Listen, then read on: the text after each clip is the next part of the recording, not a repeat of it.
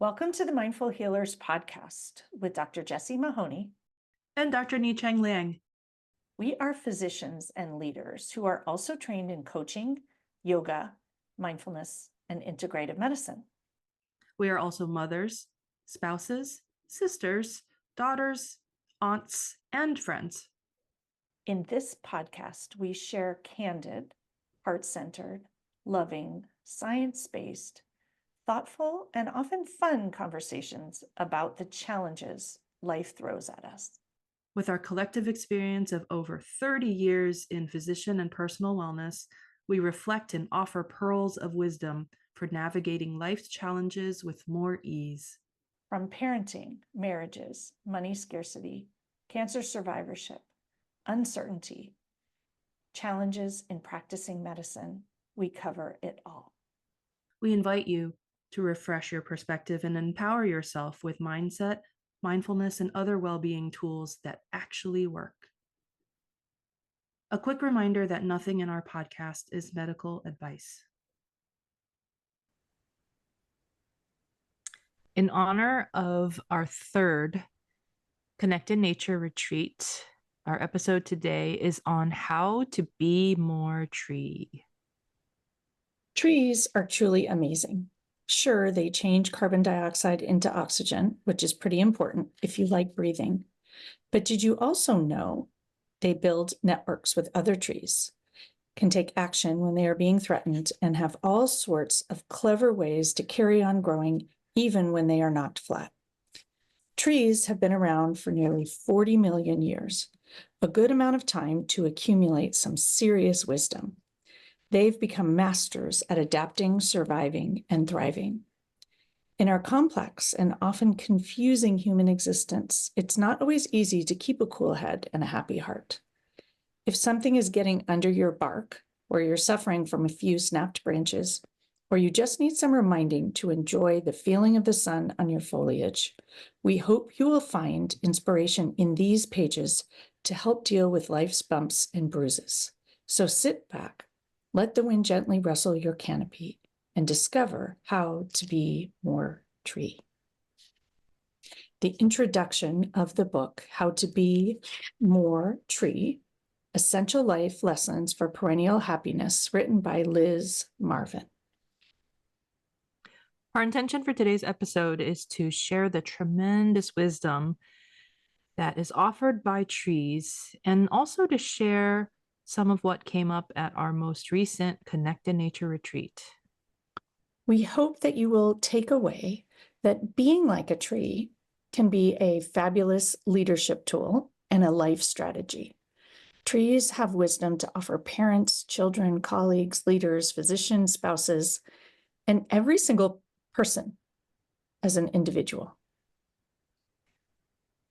So inviting you for this settling practice to stand actually for this, standing tall, hip width distance to place your feet, and envisioning the crown of your head reaching upwards towards the sky with a string running down through your neck, through your spine, so that your head is atop your neck, atop your shoulders, atop your hips. You are a tree. Noticing the support of the ground beneath you, envisioning your feet as if they are roots. Roots that reach out towards other individuals, connecting and intertwining, making a network of support that helps you stand and weather the elements, but a network that also helps others stand and weather the elements. With your arms, feeling free to raise them up above your head, spreading them out in a Y shape, growing your branches, stretching towards the sky, stretching your fingers out like leaves, unfurling. noticing the sensations of the stretching as you grow tall like a tree. And then as you're ready, bring your hands back to either side of your hips, taking a moment to notice how you feel now compared to just a few minutes ago. That felt fabulous, by the way. Thank you. So this podcast is inspired by this beautiful book, which I highly recommend acquiring. And I found this book randomly in an Airbnb that I stayed in San Diego a little over a year ago.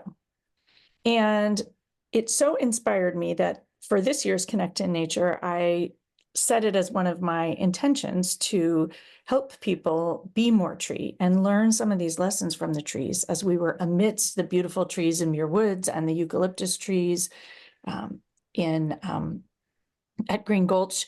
And I currently live amidst a lot of trees. So this inspiration of trees is a really beautiful, lovely way to think about how you would like to show up and the intentional approach that you would like to bring to your life.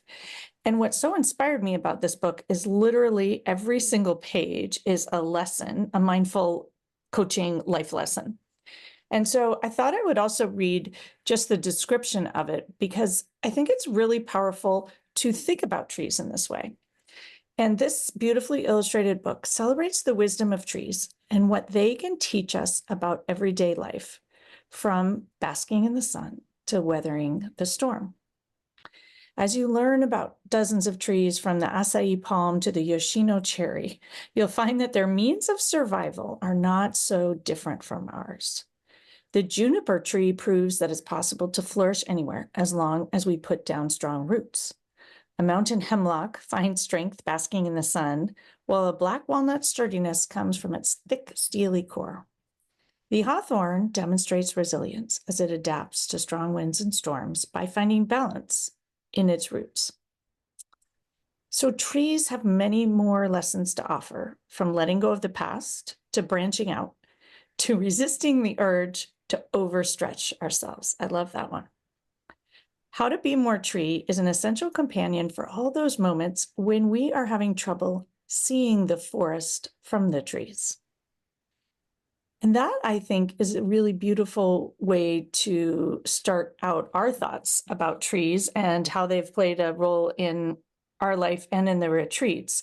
Because I think very often when we get overwhelmed and swirly and exhausted and unmindful, we have trouble seeing the forest from the trees, and we have trouble noticing the trees in and of themselves. And so when we go spend time in the trees, usually on our second or third day, after we've practiced a bit of mindfulness, I find that I really notice the trees much more than I normally do. And I notice facets of the trees.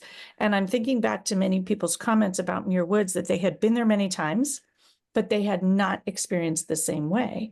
And so it's not just being more tree, it's how we can experience trees. And so even before I found this book, which I think is one of the reasons why it caught my fancy, I would often coach people on setting an intention to be a tree, for example, in a difficult meeting, because oftentimes it's tricky to figure out the emotion you want to bring or the feeling you want to bring. But we all have this immediate sense when we think about a tree of roots deep, standing tall and strong. And so I think that if you think about being a tree for difficult meetings or conversations, it's super powerful. I've also taught many a yoga class on being a tree.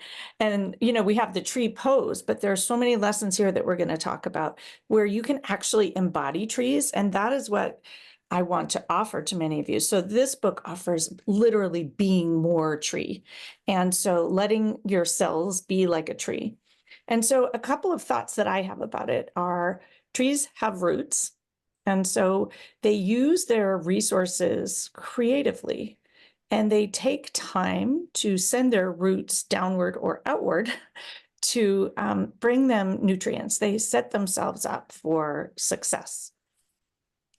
So, talking about roots, they are embedded in the soil, and we can control the fertilizer of our soil. So basically our foundation from which these roots will grow into tall, resilient trees. And so thinking about the pillars of health, like fertilizer, so getting adequate sleep, good nutrition, exercise, stress reduction, exercise again, because we can never get enough exercise, social connection, for instance. So all of these things to prioritize so that you can fertilize your soil to optimize tree root growth.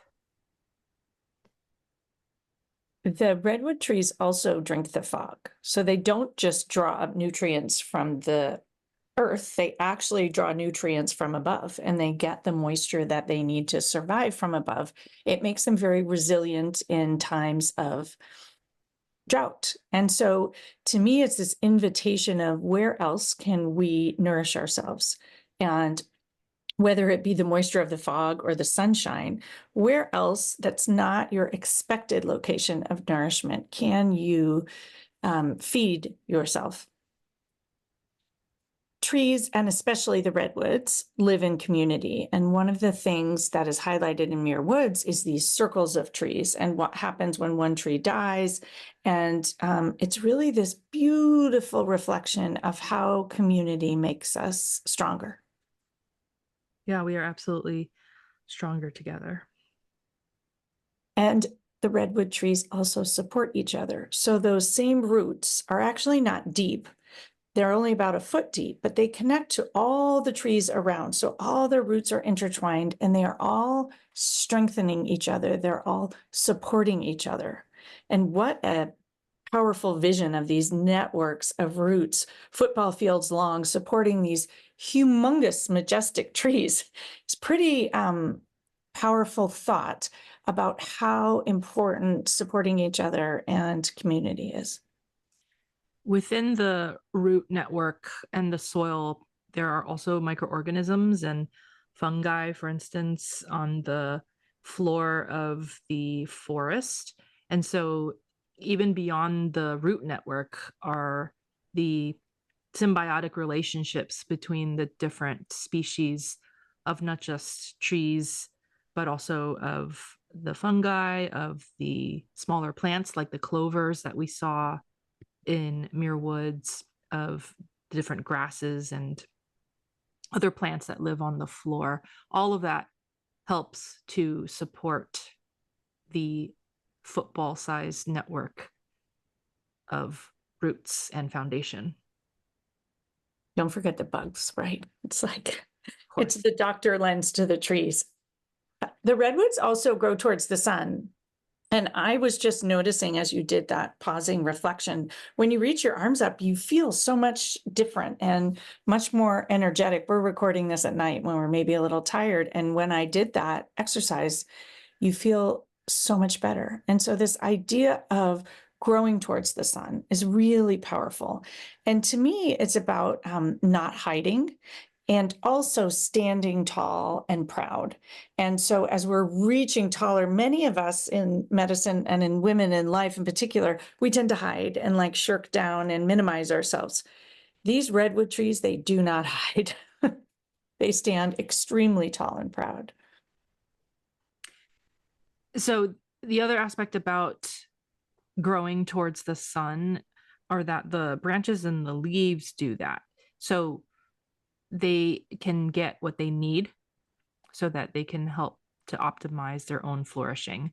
So in this way, this reminds us to point in the direction or like head towards a trajectory of getting what we need and being unabashedly that way in terms of not being afraid to get what we need.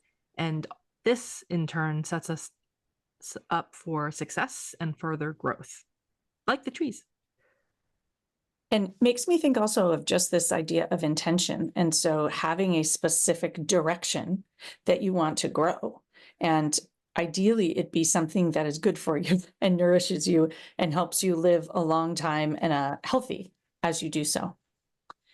The other thing that I think about when I think about trees, and maybe not all trees, but certainly redwood trees, is calm and grounded. And every tree is actually quite grounded. And this came up at the retreat as someone who was wanting to be confident, but never really able to figure out exactly what that is. And in my coaching for years, I have actually tried to get people away from this word confident, which is so stressful for people, and instead say calm and grounded. And I had never, as I was relating that, thought about it being a tree.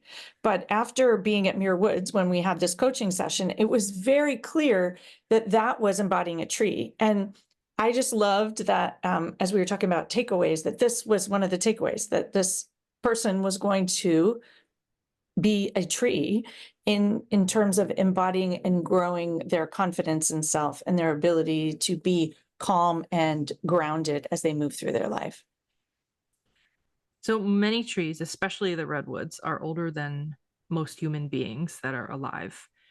And yet they continue to stand and live, and they will continue to stand and live well beyond our own lifetimes still.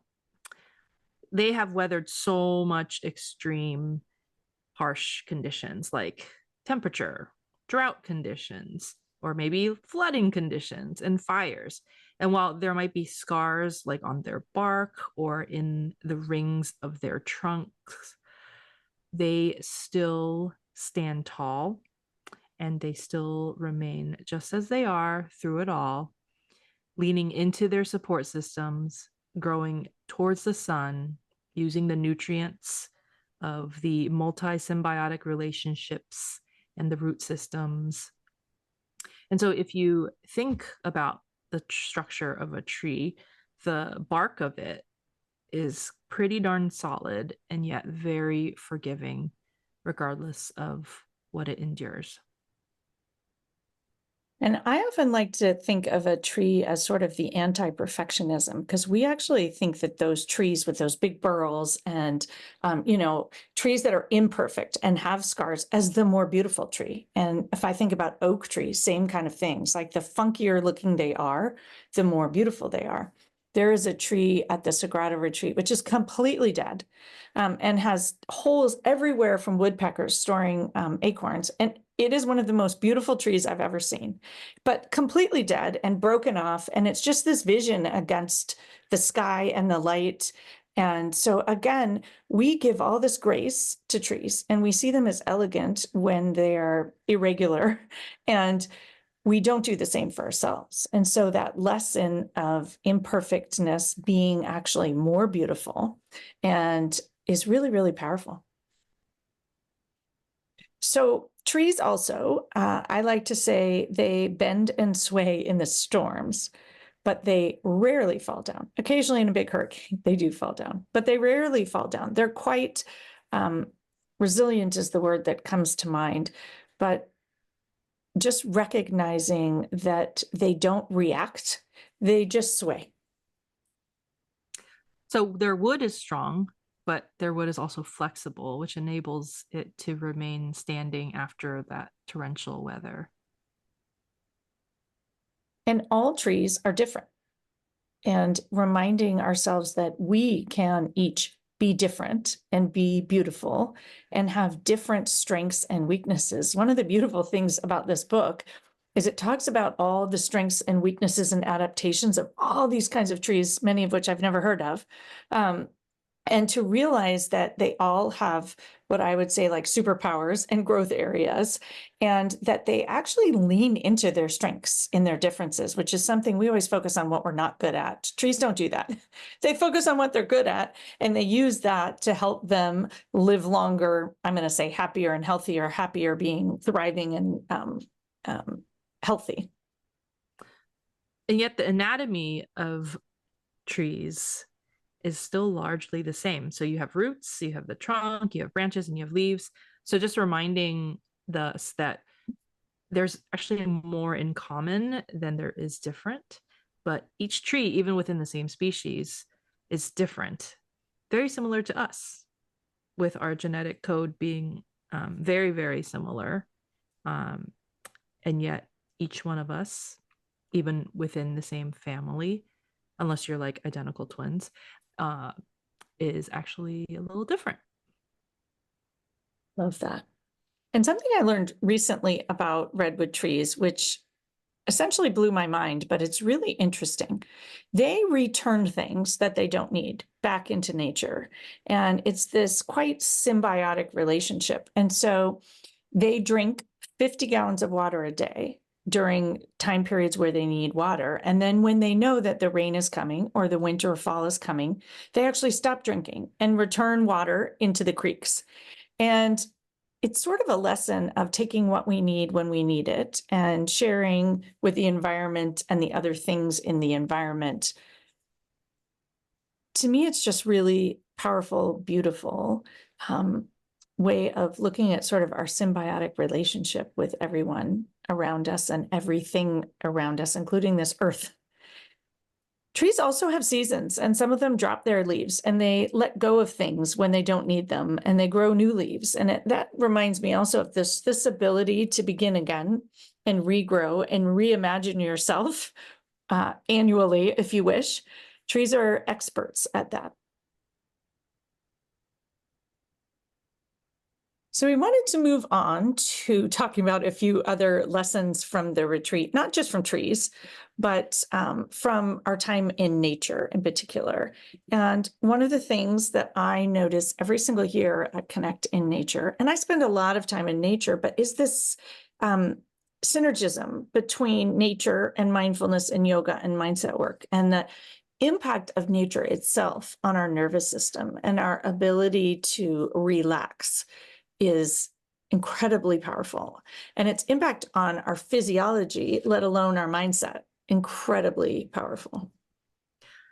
So we are very intentional about the different locations of the experiences in nature. Like we go into the forest, we are in the trees, the garden, and the beach. And in offering a variety of different nature environments, you can start noticing your own personal preferences.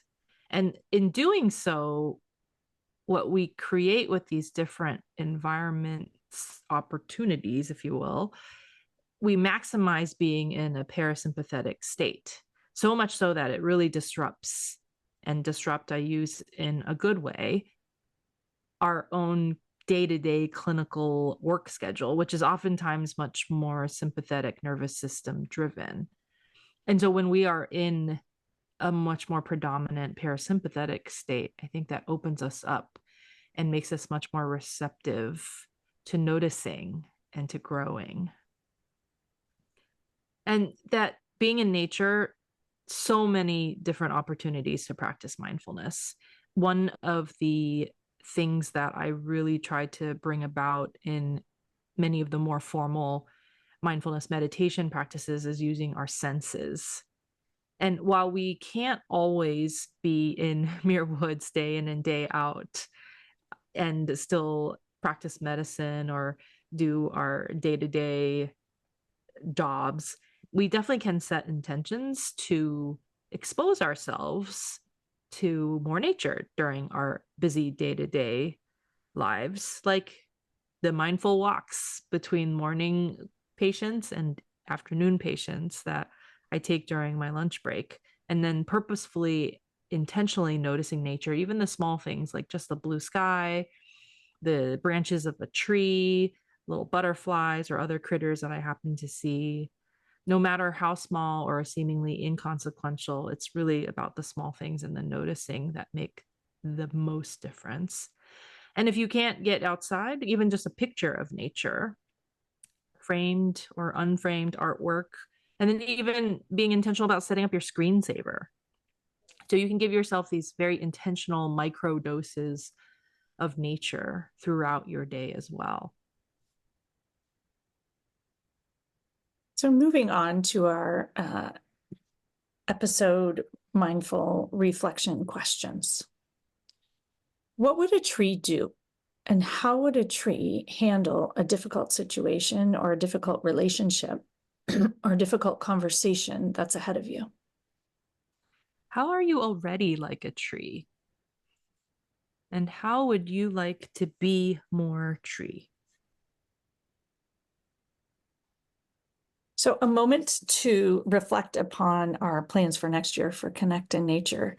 And while we don't have all the details figured out, we are excited to bring some different kinds of nature, not that far from where we have been, but changing our location and potentially changing many of the experiences. And so potentially changing the season that the retreat is held in and offering different bits of nature. So creeks, mountaintops, wildflowers, esteros, bays, different kinds of wildlife, and the opportunity to bring in more experiences with the growing of the food and the relationship of the food to the earth and nature's role in feeding and nourishing us. So we hope that you will stay tuned. And I will say that the retreat is going to be in Northern California near San Francisco and will include some national seashore park-like things as well. So if you are not on our email list, please do get on our email list so you will know when the retreat is open for registration in 2025. Thanks so much for listening. We would love it if you would leave us stars and reviews to help other people find us. And to get on email lists, you can sign up at mindfulhealthcarecollective.com or for Jessie's Pause and Presence email list as well. Thanks so much for joining us. We encourage you to dive into the show notes for each episode for more learnings and resources. We also invite you to take a listen to the many other Mindful Healers podcast episodes. And please share the podcast far and wide with colleagues, friends, and family. If our message and approach resonate with you, we would love to work with you. When you listen to a podcast, you consume information, but when you work with us, you can actually practice and change. We offer coaching and mindfulness experiences, talks, workshops, retreats, and more.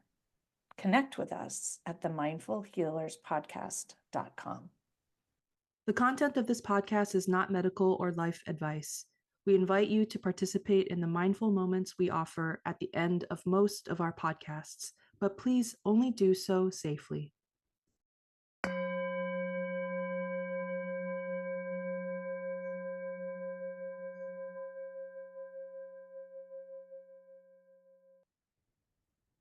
Welcome to today's mindful moment. A few moments to enjoy invitations from trees. Much of this mindful moment is going to come from a beautiful book called How to Be More Tree by Liz Marvin. Take a moment to find a comfortable seat if it's safe to do so, or stand still if it's safe to do so. Noticing either your feet on the earth or your sit bones on the chair, or both. Come back to your breath that is always available to you. And if you happen to be in nature, take a moment to share a few breaths with the trees, breathing in the oxygen and releasing the carbon dioxide, sharing and exchanging this with the trees around you. And as you notice the breath pour in through your nose and out through your mouth, let yourself really, truly enjoy it. Breathe in through your nose and out through your mouth. And if you happen to be in nature, let the nature sink into every single cell of your body.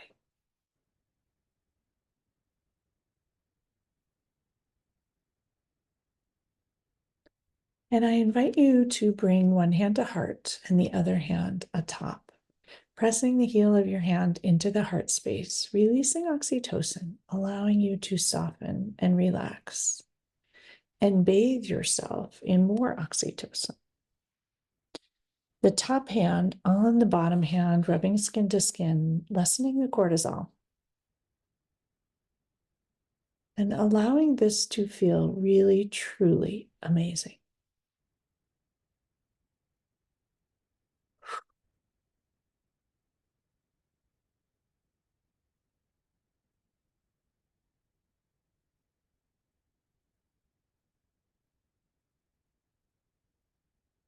And as you stand or sit with hand on heart, listening to this beautiful book and the invitations, some of the invitations from the trees it shares.